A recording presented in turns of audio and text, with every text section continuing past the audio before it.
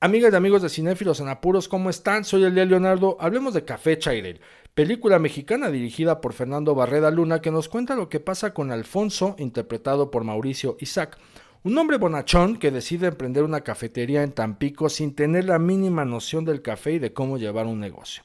Tarde que temprano en su vida va a aparecer Katia, interpretada por Tessa Ia, una chica que parece que va por la vida sin ton ni son, pero que en realidad carga encima un duelo. Ella misma es una herida abierta. Le va a pedir trabajo a Alfonso, este se lo va a dar y juntos van a construir una cafetería muy entrañable, pero al mismo tiempo Katia nos va a llevar a conocer qué es lo que ocurre con Alfonso, qué es lo que hay detrás de él y la motivación detrás para emprender con esta cafetería y posiblemente descubramos que tiene una herida igual o más grande que la de Katia. ¿Cómo entrarle, cómo leer esta película? Vamos por partes. Partamos de un contexto, y ese contexto es Tamaulipas, estado donde se rodó la película y donde se desarrolla y se lleva a cabo la historia. Si yo les digo Tamaulipas, ¿qué es lo primero que les viene a la mente? Probablemente al igual que a mí, seguro, la violencia. Y es que al menos los capitalinos estamos habituados a escuchar y a leer en las noticias que Tamaulipas es uno de los estados donde más crímenes y más asesinatos se registran. Es común también leer y escuchar en las noticias que mucho se concentra en Reynosa, Nuevo Laredo, Matamoros y Ciudad Victoria, toda aquella información relacionada a la nota roja. Yo les preguntaría, ¿y Tampico? Y si yo les digo Tampico, ¿qué les viene a la mente? Si son futboleros, la Jaiba Brava de Tampico Madero.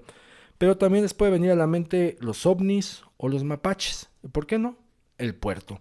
Pero aquí el director Fernando Barreda Luna para Café Chairel dice, yo no quiero mostrar un Tampico de postal turística, sino por el contrario quiero que conozcan la ciudad a su interior, que es donde se desarrolla la historia. Quiero que vean también cómo es el accionar, el respirar común y corriente de la gente que habita en este Tampico que también existe, un Tampico que no forzosamente todo es mar y que se aleja de los tópicos que envuelven en los estigmas a Tamaulipas sobre una entidad violenta. Aquí tampoco vamos a ver eso. Por el contrario, Fernando Barrera Luna dice, ok, sí, o sea, la violencia existe, pero también existen otras historias por contar. Por ejemplo, algo que nos puede empatar a muchos que es el duelo. ¿Cómo lo transitamos? ¿Cómo es que intentamos sanar o cómo es que no lo intentamos sanar? Y esto nos lo muestra a través de Alfonso y Katia. Pero no es lo único. También podríamos preguntarnos, entre otras cosas, después de ver la película, ¿qué tanto hemos perdido la capacidad de ayudar y escuchar al otro? ¿Qué tanto estamos dispuestos a recibir ayuda de alguien más cuando llegamos muy heridos o ya muy jodidos? ¿Hasta qué punto confiamos y hasta qué punto desconfiamos? Entonces habría que preguntarnos algo todavía más grave con relación al México de hoy. ¿Todavía existen buenas personas en este país? ¿Todavía existen aquellas personas que son capaces de apoyar al otro de manera desinteresada? Y si así ocurre, ¿por qué? ¿Acaso nos hemos preguntado por qué? Estos cuestionamientos surgen, les repito, después de ver la película y después de ver lo que toman como decisiones los personajes. En el caso de Alfonso, por ejemplo, él elige el camino más difícil. Si lo digo así es porque hoy vivimos en un México que es muy agresivo, en la sociedad en general somos muy agresivos, también nos hemos vuelto muy egoístas, muy desconfiados y que nada más estamos viendo para nuestros intereses, porque vamos cuidándonos la espalda hasta de la propia familia. Pero Alfonso elige el camino más difícil que es ser buena persona. De verdad es muy complicado elegir esa ruta, ese camino y él lo elige. Ya lo verán ustedes. Y esto ocurre en un Tampico que les digo, no es turístico, esto ocurre en un Tamaulipas donde también se registran otro tipo de sucesos, de hechos, de historias que no necesariamente tienen que estar ligadas a la violencia. Incluso lo que vemos en Café Chairel podría estar aconteciendo en cualquier otro estado del país, claro, de no ser porque aquí se nos reafirma que con algunas escenas de mar que está ocurriendo allí, pero les digo, podría ocurrir en cualquier otro escenario. Así que una película tamaulipeca, una película de confección y de ADN tamaulipeco, porque el director es originario también de Tampico, que nos quiere mostrar cómo no todo en esta entidad es pura violencia y es pura nota roja, por el contrario, también también vale la pena abrir los ojos, quitarnos la venda o por lo menos guardar los estigmas en un cajón.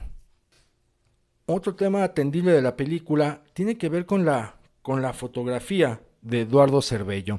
Y es que la construcción visual de los personajes y cómo viven el duelo, así como del espacio que es la casa que funge como el lugar donde se emprende el café, lo vamos a valorar con los encuadres. Hay encuadres muy específicos que ustedes también se van a dar cuenta que nos remiten y nos permiten intuir que hay algo o hay alguien en esa casa que está observando a estos dos personajes. En primer lugar, a Alfonso. Y es que vamos a ver al inicio de la película, al interior de la casa, unos planos muy abiertos que también usan lentes especiales para que veamos muy distanciado a Alfonso. Y nosotros nos podríamos preguntar, ¿por qué está tan alejado y por qué el plano tan abierto? Pero no es un plano de detalle per se, sino que es un plano que les digo, intuimos que es de observación, que algo o alguien lo está observando. Y lo vamos a ver, les digo, cuando está, por ejemplo, al interior de la casa, ahí tratando de moler un poco de granos de café, lo vamos a ver desde una ventana cuando él sale a colocar el letrero de Café Chairel, que les digo, hay algo ahí, hay algo, observándolo. Y estas tomas nos están diciendo muchísimo. Posteriormente, los encuadres, estos encuadres en los cuales vemos a Alfonso muy alejado y también muy abierto, y que se hace ver muy pequeño él al interior de esa casa que es enorme, se van a ir cerrando y ya no lo vamos a ver tan pequeño. Por el contrario, además de verlo cercano, lo vamos a ver a la altura del personaje que es Katia, que es Tesaía. Katia va a ser ese factor que haga que la cámara se acerque, que haga que la cámara se cierre. Y es que, por un lado, estamos conociendo el duelo y la herida de Katia, pero al mismo tiempo nos está guiando y nos está induciendo para comprender lo que es la herida de Alfonso. Entonces, poco a poco nos vamos adentrando en el universo de estos dos personajes, no solamente de su interacción, sino de lo que cargan encima y de cómo es que están dispuestos o cómo no están dispuestos a sanarlo. Hacia el final vamos a volver a ver esa toma abierta que nos coloca a Alfonso muy pequeño ante la casa y muy distante. No obstante, va a haber un cierre que con la cámara lo dice todo, donde el encuadre va a ser muy cercano, muy cerrado y muy emotivo. Entonces ahí la cámara de Eduardo Cervello juega un papel fundamental para estarnos narrando y contando qué sucede no solamente con la construcción de la relación humana, sino también con la forma de darle vida a esta cafetería y de comprender y entender qué es ese algo o qué es ese alguien que está en esa casa observando.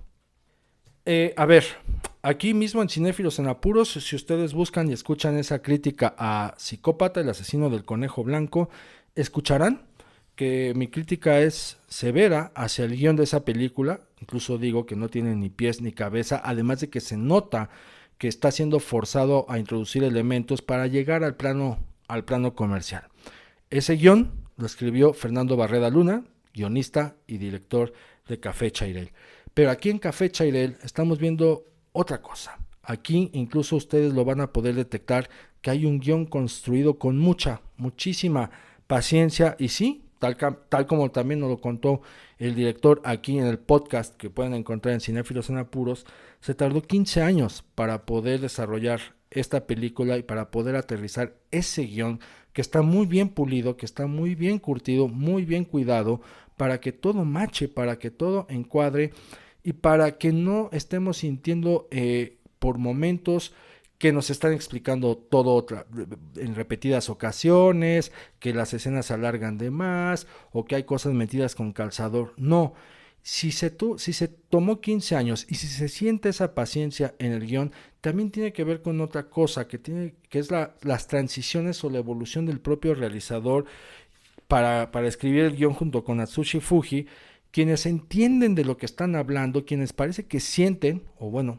no parece, sienten de lo que están hablando, y no es lo mismo haber escrito el guión 15 años antes, porque su pensamiento era otro, su manera también de sentir era otra, y hasta ahora dicen, hasta ahora se puede hacer. Y si ahora se puede hacer es porque en esos 15 años también hemos aprendido a conocer al ser humano por nuestras experiencias propias, por experiencias cercanas, sobre cómo se conduce para construir una relación humana, sobre cómo se conduce para sobrellevar un duelo, sobre cómo se conduce para retraer su propia sensibilidad, porque aquí la sensibilidad masculina reprimida y retraída está muy puntualizado en el personaje de Alfonso.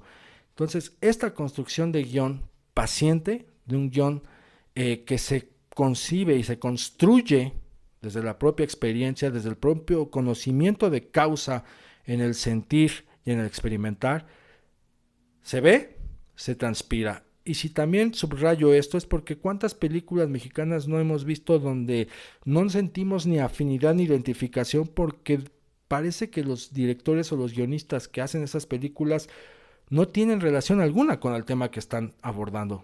Y aquí afortunadamente no pasa eso y vemos una película con un guión muy pulcro que es el cimiento de toda la película, pero sobre todo el cimiento de la dirección que le da Fernando Barreda Luna a este Café Chairel.